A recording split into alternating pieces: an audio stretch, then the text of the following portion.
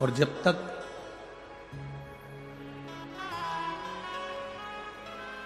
देवादिदेव महादेव की करुणा नहीं होती, कृपा नहीं होती, उसकी दया नहीं होती, एक कदम भी हम भगवान की ओर नहीं जा सकते। कई लोग कहते हैं गुरुजी कलयुग चल रहा है, घोर कलयुग चल रहा है, यहां कोई किसी का मीत नहीं।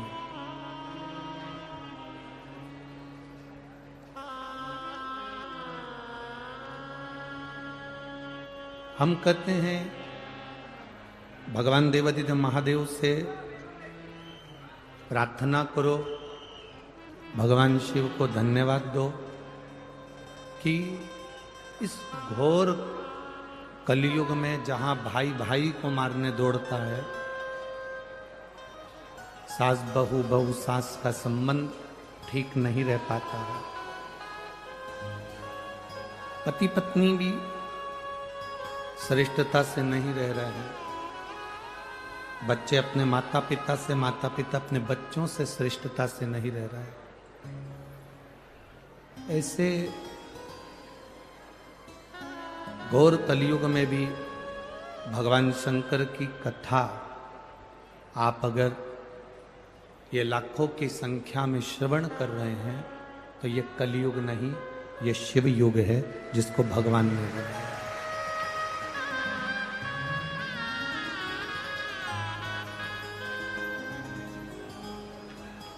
हमारे शरीर में एक हृदय, हमारे शरीर में एक मन, एक हृदय ऐसा होता है जिसको सतयुग कहा जाता है,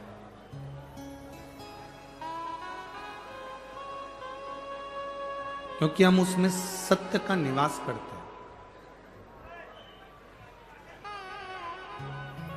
शिव महापुराण की कथा एक बड़ी सुंदर बात कहती है कि अगर हमें कहीं दूसरी जगह झांकने का मौका मिले तो हमें कलयुग में नहीं झांकना।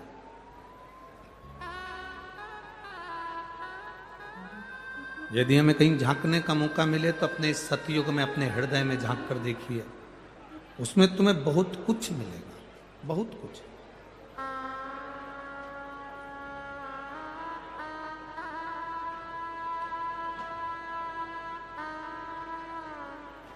जब अपने हृदय में, अपने चित्त में, अपने मन में हम झांकेंगे, अपने हृदय में हम झांक कर देखेंगे तो उसमें हमारा अपना खुद का एक आईना नजर आएगा।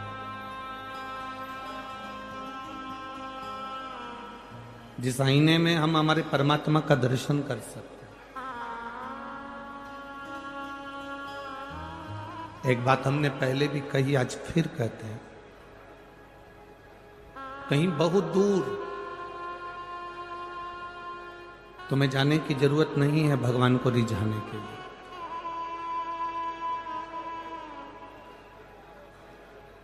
अगर जाना ही है तो अपने भीतर कभी एकांत में बैठकर, आपको जैसे मथुरा कोसी की कथा में कहा था, एकांतेश्वर महादेव,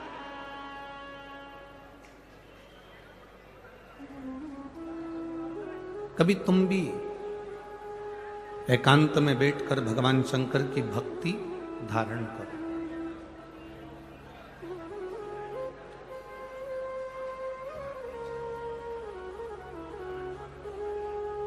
दो चीजें बड़ी कारगर होती है, केवल मात्र 2 हफ्ते भी हम उसको अगर दृढ़ता से कर लेते हैं तो मेरे शंकर की कृपा हम पा लेते हैं। 2 चीजें कारगर, एक बिना कपट के, बिना छल के, बिना दिखावे के, बिना बेईमानी के, बिना लोभ के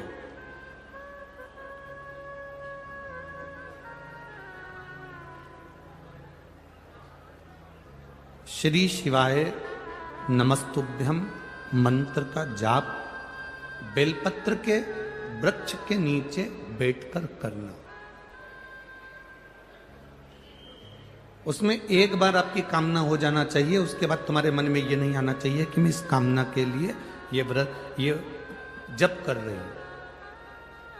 शुरू दिन आप जब बेलपत्र के पेड़ के नीचे बैठे, शुरू दिन जब आप बेलपत्र के वृक्ष के नीचे बैठकर कामना कर कर एक बार अपने मन में आ जाना चाहिए कि मैंने इस कामना से श्री शिवाय नमस्तुभ्यम मंत्र का जाप किया।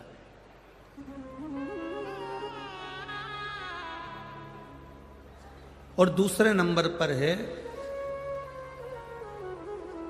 जब बेलपत्र का पेड़ कहीं सूख गया हो और किसी किसी के यहां पर बेलपत्र का वृक्ष जब सूख जाता है तो उस वृक्ष को लोग निकाल देते हैं, तोड़ देते हैं, काट देते हैं, निकाल देते हैं। अगर किसी के यहां पर बेलपत्र का पेड़ कट गया हो, सूख गया हो, सूखा हो, किसी के काम नहीं आ रहा हो, तो वहां से बेलपत्र के वृक्ष की थोड़ी सी जड़ के पास का भाग लेकर आना और उसका चंदन जैसी मुठिया बना लेना और उसको फिर घिस कर मेरे देवाधिदेव महादेव को जब जल चढ़ाने जाओ तब वो बेलपत्री का चंदन मेरे महादेव को लगा कर आओ। हरे वृक्ष को नहीं तोड़ना। जो वृक्ष सूख गया,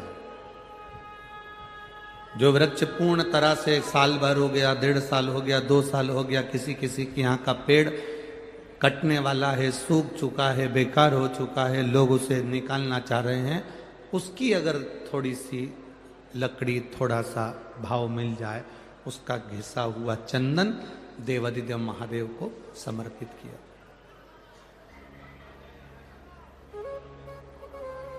हरे वृक्ष की लकड़ी को नहीं।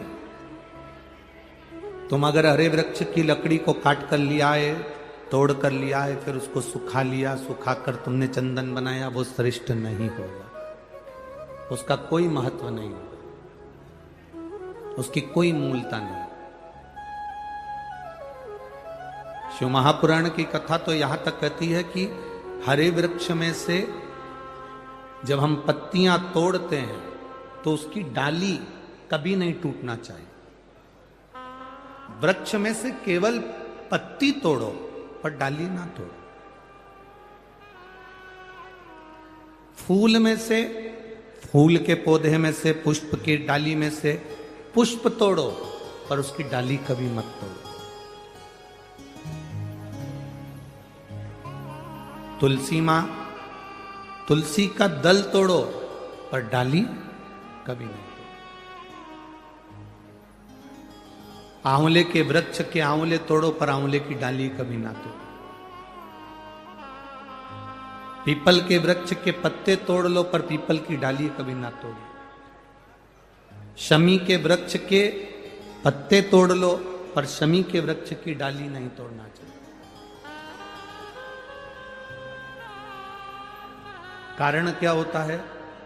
84 लाख मनुष्य की योनियां हैं और 84 लाख योनियों में से 20 लाख योनि पेड़ पौधे की है। वृक्ष, दुर्वा, पत्तियां, डालियां, ये जितने संपूर्ण ब्रह्मांड में जितने तुम्हें पौधे नजर आते हैं, चाहे वो जल के अंदर नजर आए, थल के अंदर नजर आए, गमले में नजर आए, जैसे तुम्हें पौधे का दर्शन हो रहा है, 20 लाख योनि वृक्ष की है। 20 लाख की। अब 84 लाख में से 20 लाख योनि तो वृक्ष की है। शिव महापुराण की कथा कहती है, हम फूल तोड़ते समय अगर डाली तोड़ देते हैं, हम पत्तियां तोड़ते समय वृक्ष की डालियां तोड़ देते हैं, तो 84 लाख योनि में से 20 लाख योनि वृक्ष की है और वो योनियां हमको भुगतना पड़ती है। इसलिए केवल पत्तियां तोड़ो। आपको पत्ती की जरूरत है, बेलपत्र की जरूरत है, ये बेलपत्र की आपको जरूरत है, आप बेलपत्र तोड़िए, डाली ना तोड़ना। फूल की जरूरत है, फूल तोड़िए, उसकी डालियां ना तोड़िए।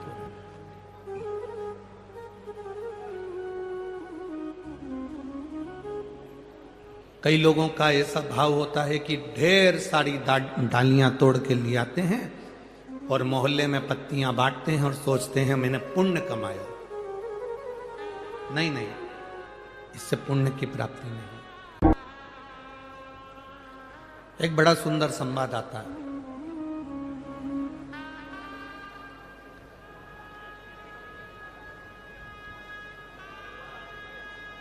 कुर्म पुराण का। एक गिद्ध जंगल में रह रहा है और उस गिद्ध का पूरा परिवार जंगल के अंदर है।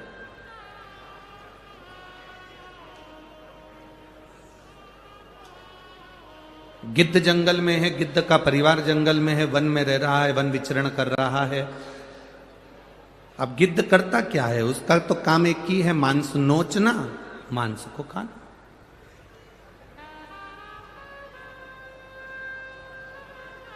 एक दिन गिद्ध जिस जगह से निकल कर जा रहा था तो वहां से 4 संत निकल कर जा रहे थे। बड़े भाव से वो चारों संत हरि गुणगान करते करते चले जा रहे थे।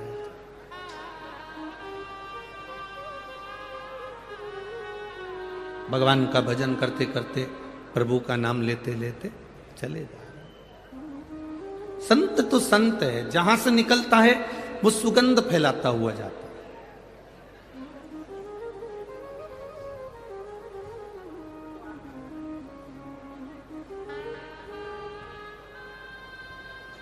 एक बेकार व्यक्ति और एक अच्छा व्यक्ति, एक अच्छे व्यक्ति का संग और एक बेकार व्यक्ति का संग। बेकार व्यक्ति का संग नाली के कीचड़ के समान होता है।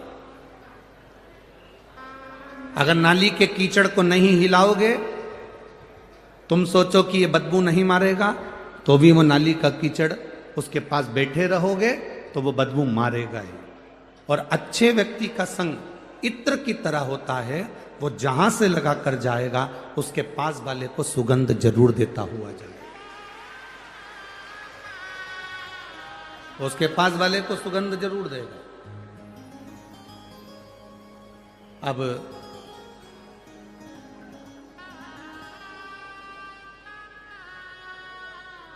भगवान की विरल भक्ति को जैसे जैसे आप धारण करते जाते हो वैसे वैसे फल मिलते जाता। अभी एक भैया एक बेटी को लेकर यहाँ आए थे, आप लोग दर्शन करे थे। उसको गोदी में उठाकर लेकर आए थे। इस बेटी को कभी अगर मौका मिले तो उस भैया से पूछना, उस भाऊ से बात करना। इस बेटी को लेकर वो सीहोर भी आए थे।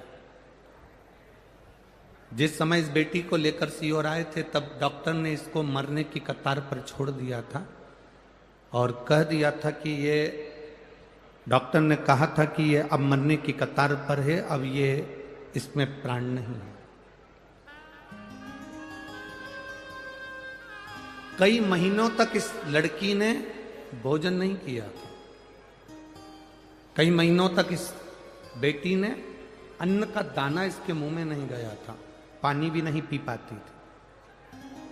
आज वो बेटी को यहां प्रणाम करने के लिए इसलिए लेकर आए क्योंकि वो बेटी अब पानी भी पीने लगी है और भोजन भी करने लगी है, इसलिए उसको यहां लेकर आए।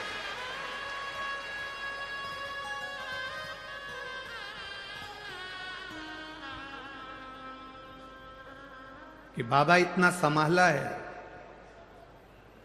प्राण छूटते हैं जीव के पर तड़प तड़प कर ना छूटे, ये हर एक व्यक्ति के मन के भाव होते हैं। शरीर मिला है, उसका प्रयोग।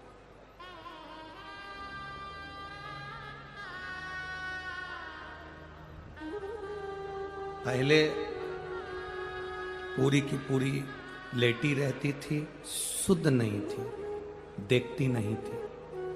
अब वो कह रहे थे कि इसमें थोड़ा ज्ञान आया, अब समझने लगी है, देखने लगी है और सब उसके मन का भाव भी जानती है।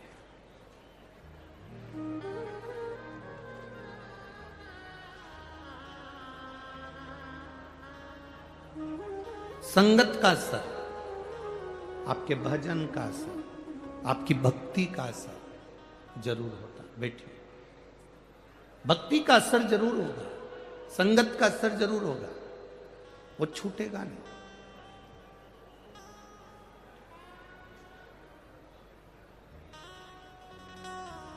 शिव कथा कह रही है कि गिद्ध ने 4 संतों को जाते हुए देखा तो वो भजन करते करते जा रहे थे, स्मरण करते करते, स्मरण करते करते, राम कृष्ण हरि जय राम कृष्ण राम कृष्ण हरि राम कृष्ण हरि राम कृष्ण हरि राम कृष्ण हरि। भजन करते करते वो जा रहे हैं, स्मरण करते करते वो जा रहे हैं। अब गिद्ध को लगा कि संत जा रहे हैं तो क्यों ना थोड़ा सा ये क्या बात करते करते जा रहे हैं, मैं जाऊं इनकी सुनते सुनते।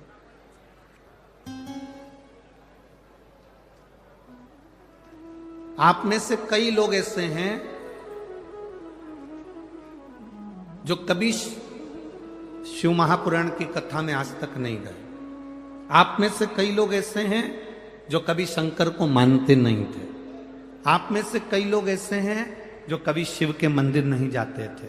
आप में से कई लोग ऐसे हैं अगर पड़ोसी भी जल चढ़ाने जाता था तो हंसते थे, पर जब धीरे धीरे आप अच्छी संगति में आए और आपने शिव जी को पहचानना प्रारंभ करा तब बाबा को जान गए। अब बाबा को आप छोड़ते नहीं हो, बाबा का भजन करते हो। कल एक पत्र था, कोई विपिन जी हैं, उन्होंने लिखकर भेजा था, नीचे इसमें रखा होगा, ढूंढेंगे समय लगेगा। उन्होंने उस पत्र में लिखा था, गुरुजी अब की बार हम कथा सुनने के लिए आए हैं तो 10 दिन के कपड़े लाए हैं। तो हम आपसे पूछे कि कथा तो धूलिया में 5 दिन की है, फिर 10 दिन के क्यों लेके आए हो?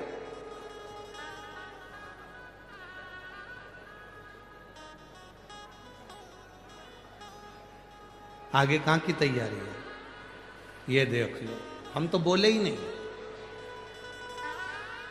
10 दिन के कपड़े लेकर आए, 5 दिन कार्तिक महीने में यहां सुनेंगे, 5 दिन कार्तिक के महीने में 21 तारीख से लेकर 25 तारीख तक नासिक में, कार्तिक के विराम पर पचवीगन में विराम के 5 दिन का आनंद लेते हुए देव दीपावली शिव महापुराण की कथा 2 बजे से 5 बजे तक नासिक में श्रवण कर लेंगे।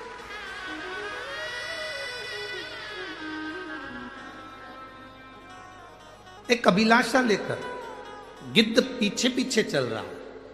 संत आपस में बात करते करते चले और संतों ने आपस में बात करते करते कह दिया कि जब कोई भगवान का भक्त, जब कोई संत, कोई भगवान का भक्त, भगवान का गुणगान करने वाला, भगवान की भक्ति में डूबने वाला, शंकर की आनंदमय लीला का धारण करने वाला, शिव चर्चा में डूबने वाला, रामकृष्ण पांडुरंगा हरि विठ्ठल का स्मरण करने वाला, दत्त प्रभु का नाम का स्मरण करने वाला, शिव के नाम का स्मरण करने वाला, राम के नाम का स्मरण करने वाला, कृष्ण के नाम का स्मरण करने वाला,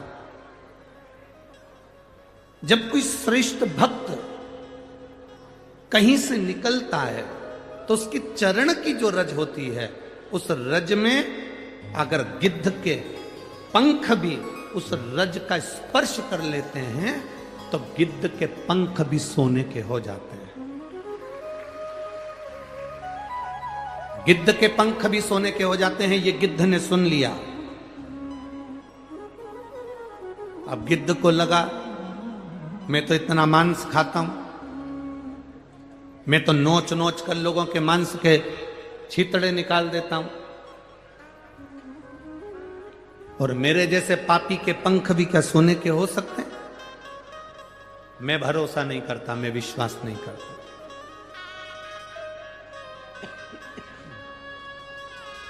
ये मेरा भरोसा नहीं है, ये मेरा विश्वास नहीं।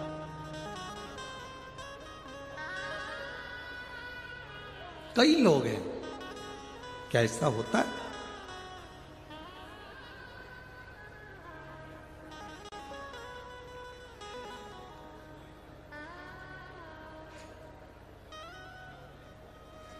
एक बात आपसे पूछें, जिसका लीवर और जिसकी किडनी, कभी डॉक्टर से पूछना, जिसका लीवर जिसकी किडनी पूरी खराब हो चुकी हो, एकदम समाप्त हो चुकी हो, या जिसका आधा दिल ही नहीं हो, आधा हृदय ही नहीं हो,